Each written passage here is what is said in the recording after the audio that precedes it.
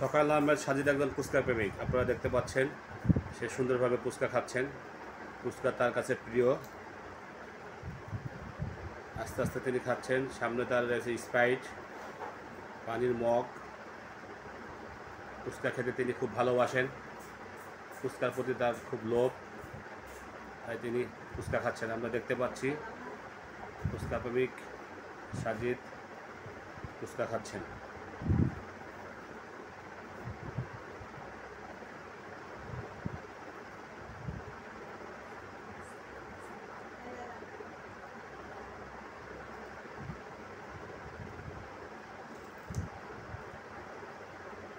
ইতিমধ্যে বেশ কয়েকটি ফুচকা তিনি খেয়ে ফেলেছেন। খুব সুন্দরভাবে খাচ্ছেন ফুচকা।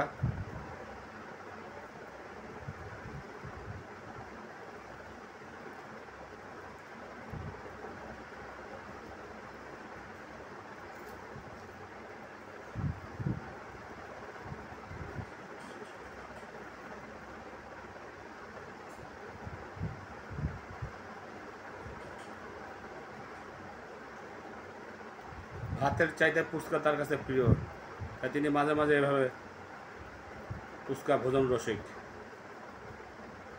হ্যাঁ, সুন্দরভাবে এত বড় ফুচকা মুখে দিয়ে দিয়েছে।